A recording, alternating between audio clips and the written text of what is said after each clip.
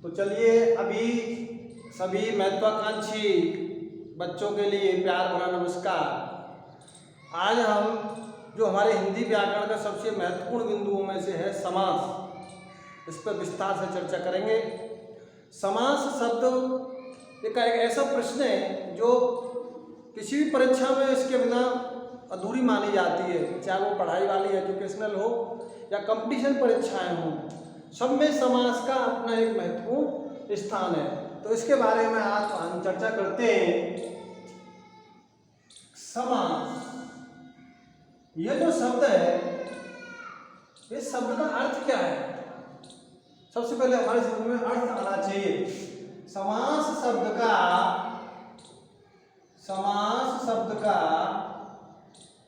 शाब्दिक अर्थ है, इस शब्द का शाब्दिक अर्थ है क्या? छोटा रूप। इसकी आवश्यकता क्यों पड़ी? छोटा रूप, किसी भी बात को छोटे रूप में कहने के लिए हमें समास की आवश्यकता होती है। जैसे हमने बोला हवन के लिए सामग्री, इतना बोलने की आवश्यकता नहीं है, हमें उसको इतने से काम चलेगा, हवन सामग्री। आया बात समझ में? तो चलिए इसके लिए हम सबसे पहले इसकी परिभाषा की ओर ध्यान देते हैं। समास की जब तक हमारे सामने परिभाषा सब समझ में नहीं आएगी, जब तक हम उसको पूरी तरह से समझ नहीं पाएंगे। दो या दो से अधिक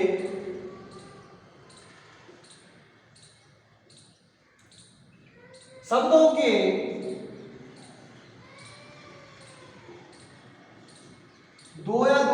शब्दों के मिलकर बने हुए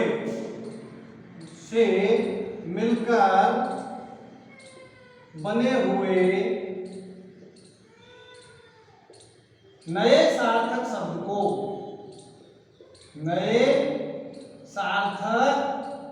शब्द को समास कहते हैं। यानी समास कहते हैं। इसका अर्थ क्या हुआ?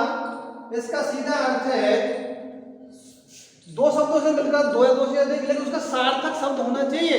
सार्थक है जिसका ठीक अर्थ हो। इस प्रकार से हम समझ सकते हैं कि ये दो शब्दों से मिला हुआ नया सार्थक शब्द है, वो समास है।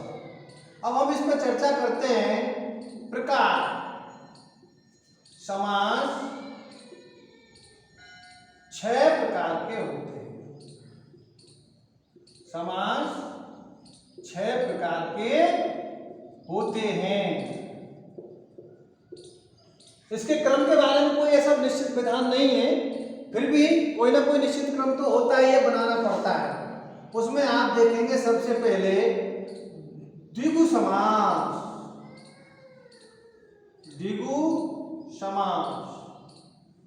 उसके बाद में द्वंद्व समास, उसके बाद में अगला आता है नेक्स्ट अव्ययीभाव समास,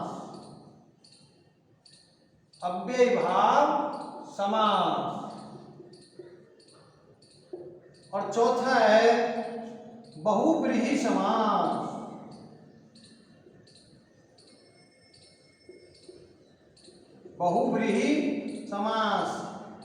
और पांचवा है तत्पुरुष समास,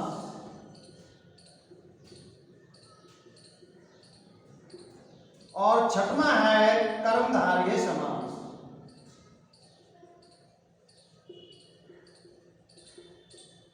शुरुआत में कई बच्चों को समस्या रहती है, कुछ हमको तो नाम ही याद नहीं रहते।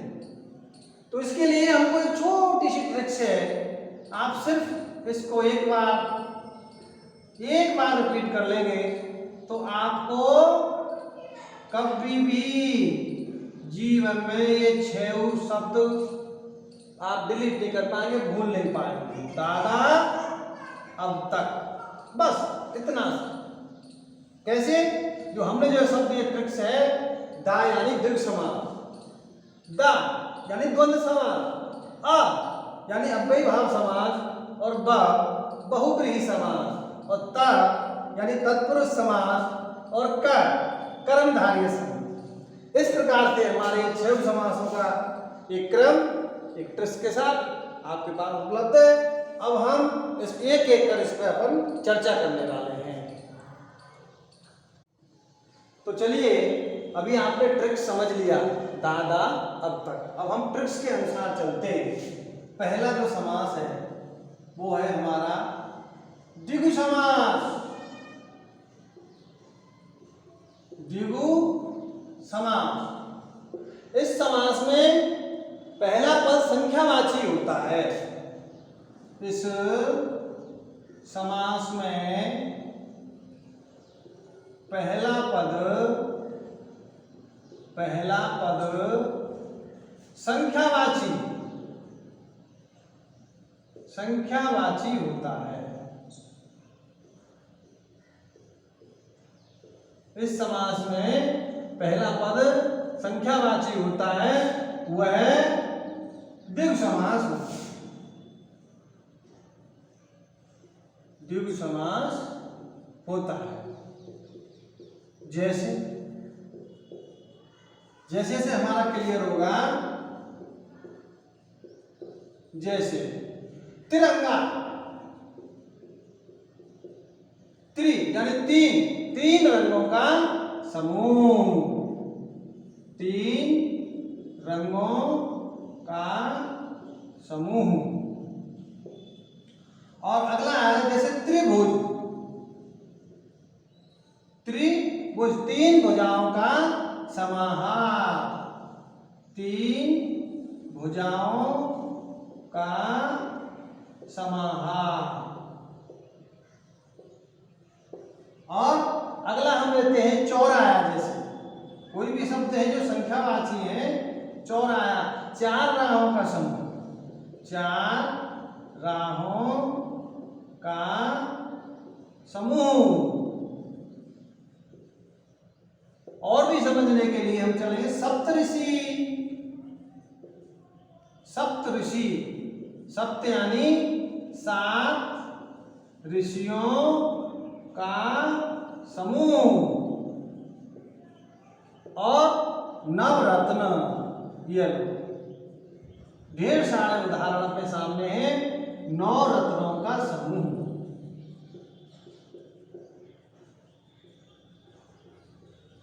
कहने का अर्थ सीधा सीधा हमारे हुआ कि इसमें पहला जो शब्द है वो तीन वाला, 3 वाला, चौराया 4 की संख्या वाला, 7 की संख्या वाला, 9 की संख्या वाला, ये हमें संख्या बताने वाले जितने भी शब्द होते हैं ये द्विगु समास के अंतर्गत आते हैं।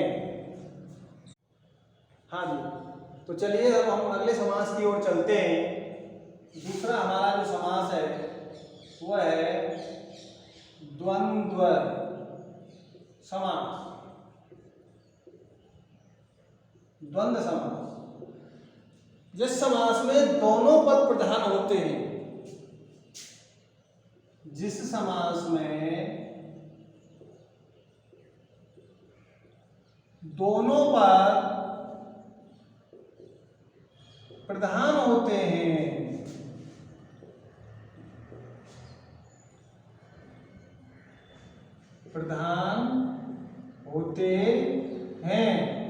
तथा विग्रह करने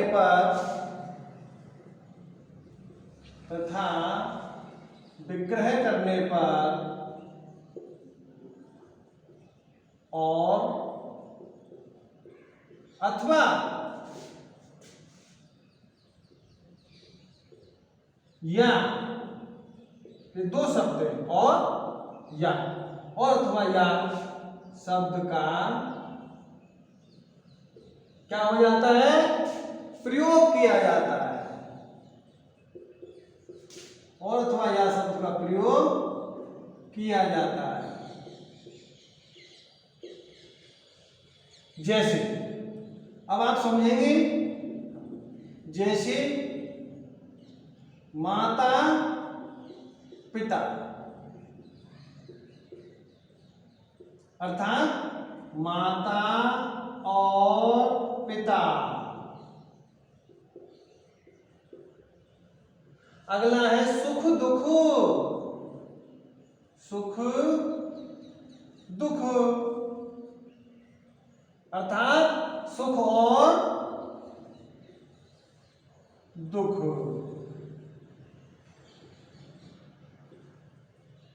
दूसरे भी ले सकते हैं, जैसे भला बुरा अर्थात भला या बुरा, और पाप पुण्य अर्थात पाप या पुण्य, और दाल रोटी। देखो कितने सरल और महत्वपूर्ण शब्द है ये, दाल रोटी अर्थात दाल और रोटी।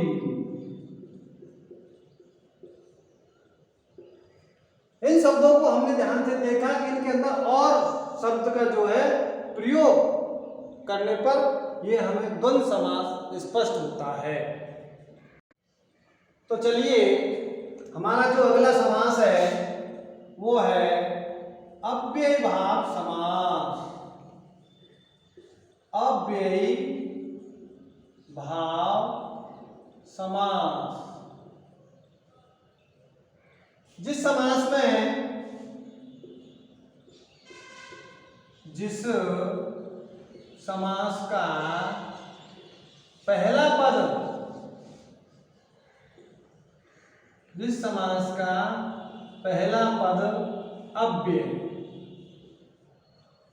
तथा प्रधान होता है, प्रधान होता है, वहां अव्ययीभाव समास होता है। वह अव्ययीभाव समास, अव्ययीभाव समास होता है।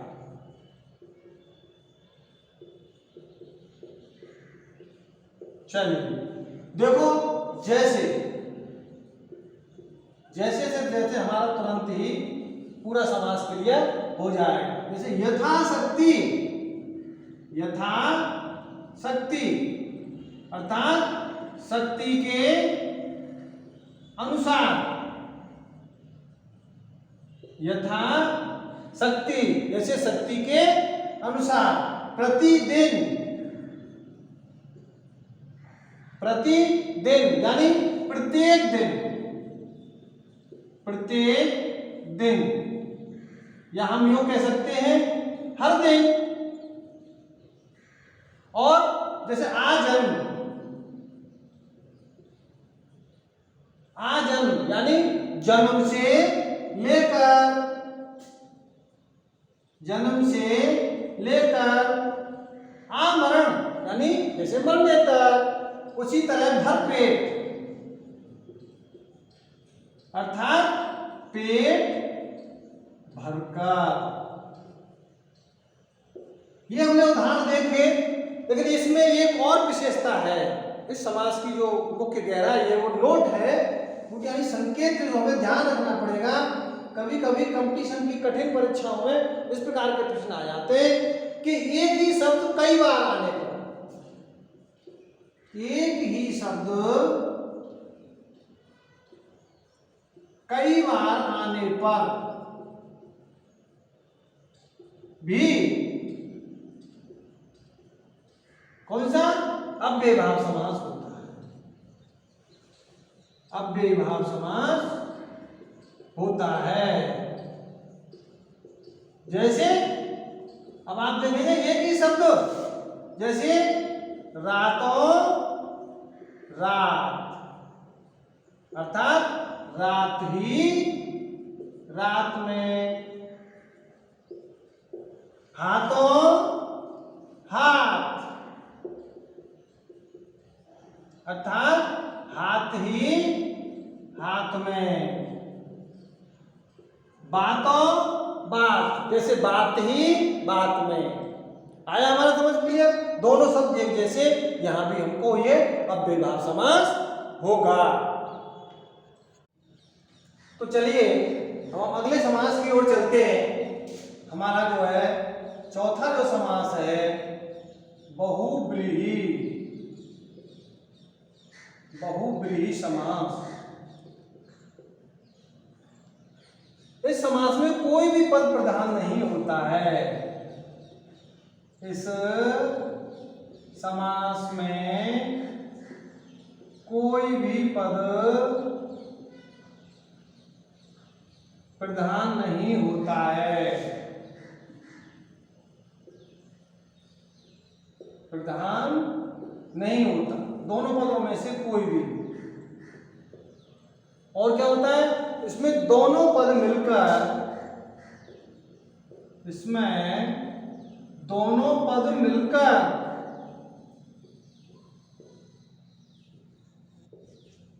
दोनों पद मिलकर तीसरे पद की ओर संकेत करते हैं, तीसरे पद की ओर संकेत करते हैं। इसका अर्थ है कि हमें स्वयं तीसरे पद की कल्पना करनी पड़ती है। जैसे अब हम उदाहरण के द्वारा समझेंगे। जैसे गजानन, गजानन, इसमें दो शब्द है, गज और अन, अनन यानी मुख। गज के समान, गज यानी हाथी, गज के समान आनन है जिसका, आनन है जिसका। अब हाथी के समान मुख किसका है, ये हमें कल्पना करनी पड़ेगी। संकेत कर रहा है, तीसरे पद की ओर संकेत कर रहा है, अर्थात गणेश। आया। इसी प्रकार से गिरिधर, गिरिधर, गिरि यानी पर्वत, गिरि को धारण करने वाला, गिरि को धारण करने वाला। अर्थात पर्वत को किसने धारण किया, तो हमें तीसरे पद की ओर संकेत जा रहा है कृष्ण, कृष्ण ने और गिरि को धारण किया था। इसी तरह देखिए आप बिल्कुल जलज, जल यानी पानी, जा, जा शब्द का अर्थ जन्म लेने वाला, अर्थात जल में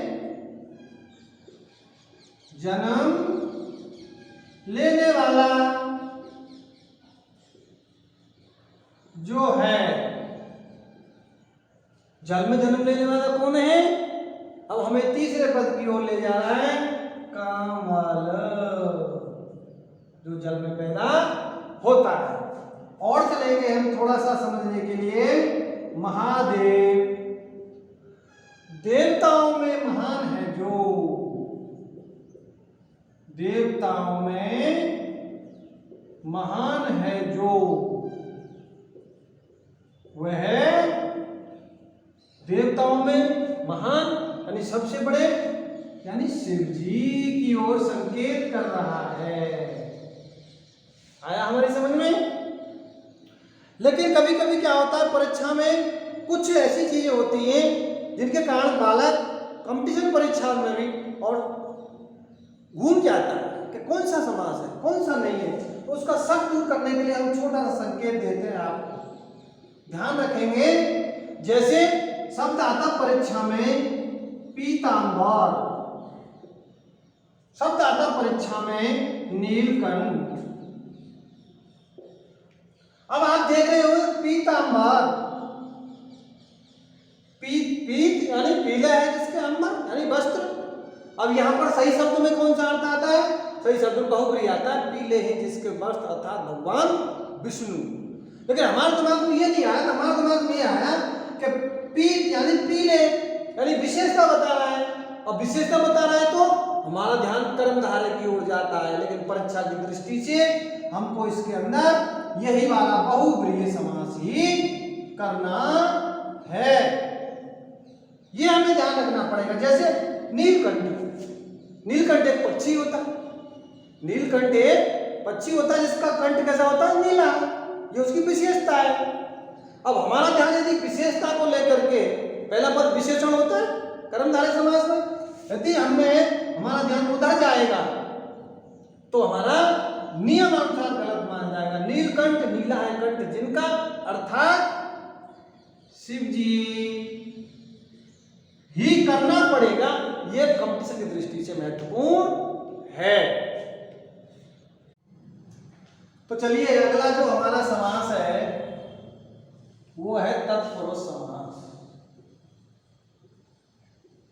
तत्पुरुष समास,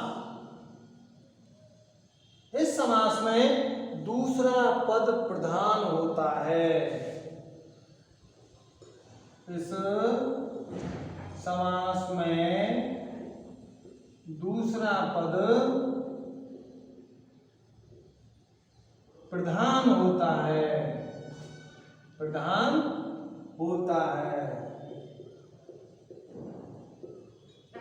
ध्यान में आया हमारे में। तथा विग्रह करने पर, तथा विग्रह करने पर दोनों पदों के बीच का कारक चिन्ह, दोनों पदों के बीच का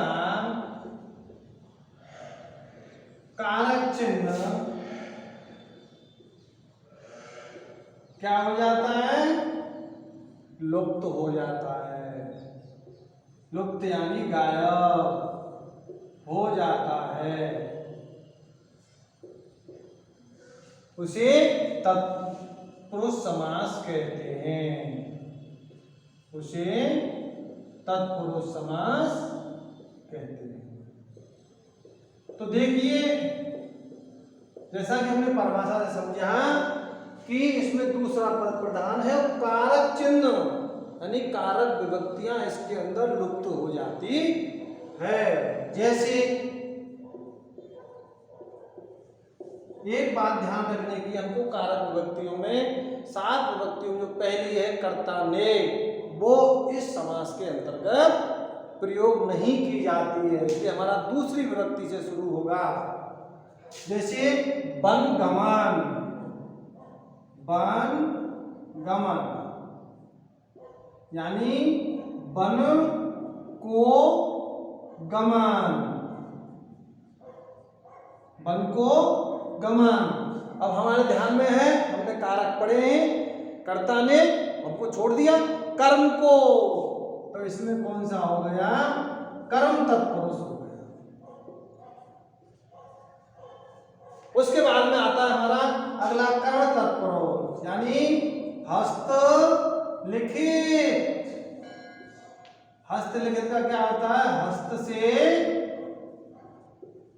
लिखित यानी करण तत्पुरुष।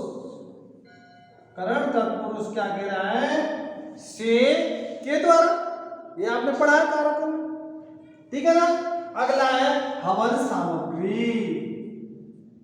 हवन सामग्री यानी हवन के लिए सामग्री, हवन के लिए सामग्री यानी संप्रदान। और अगला हम देखते हैं देश निकाला। देश निकाला यानी देश से निकाला,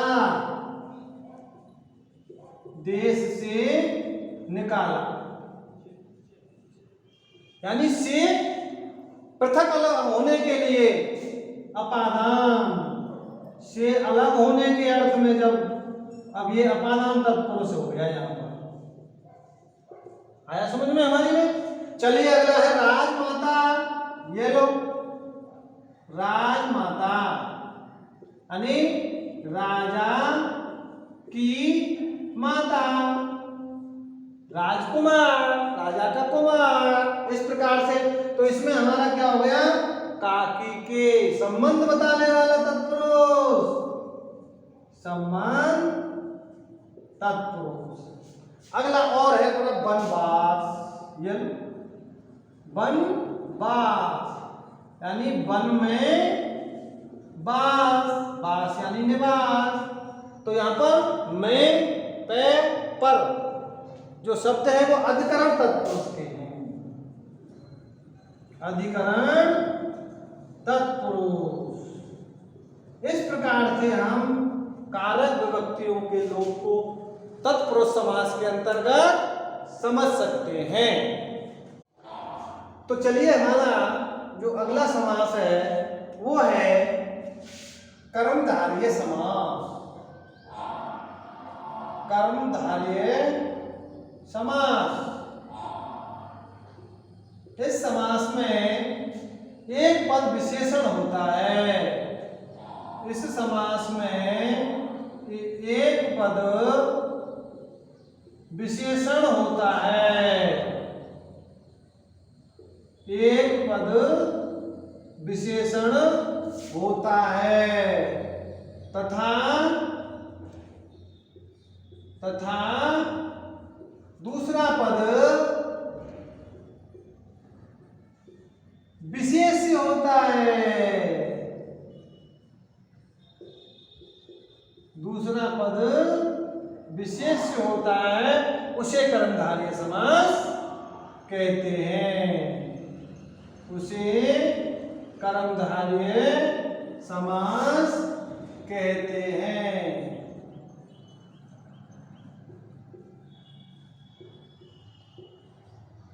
जिसमें यानी हम देखेंगे विशेषण जो विशेषता बतलाते हैं, और विशेष्य इस शब्द का अर्थ है जिसकी विशेषता बतलाई जाए। जैसे उदाहरण के लिए हम महापुरुष, महापुरुष अर्थात महान है जो पुरुष।